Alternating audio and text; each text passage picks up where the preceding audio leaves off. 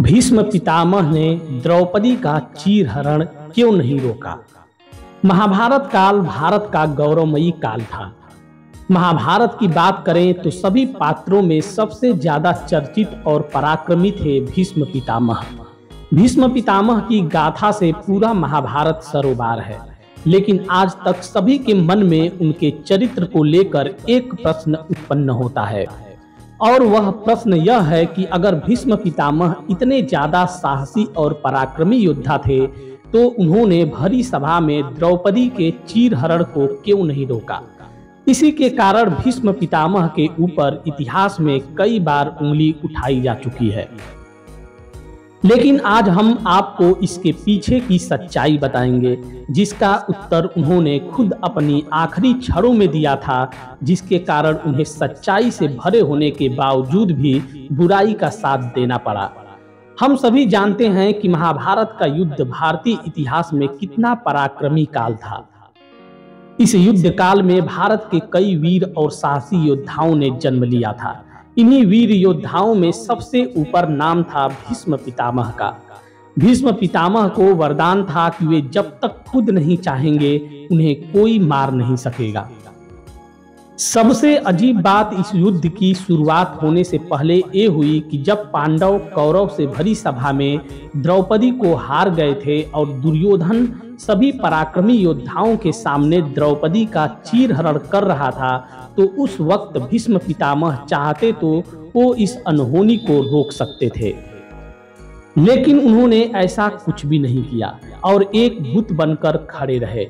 इस बात का दुख द्रौपदी को जीवन पर्यंत रहा था। दुर्योधन ने द्रौपदी के साथ ऐसी नीच हरकत अपने साथ हुए एक अपमान का बदला लेने के लिए किया था।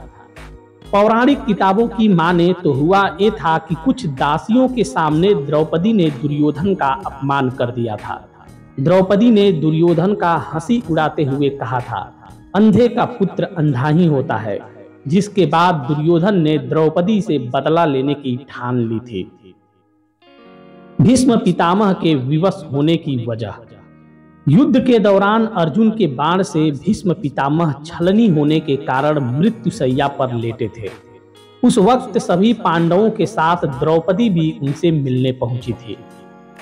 द्रौपदी ने बड़े ही उदास चेहरे के साथ भीष्म पितामह से प्रश्न किया कि आप तो विश्व के सबसे साहसी और महान योद्धा थे, फिर भी आपने भरी सभा में मुझे सबके सामने अपमानित होने के लिए क्यों छोड़ दिया था।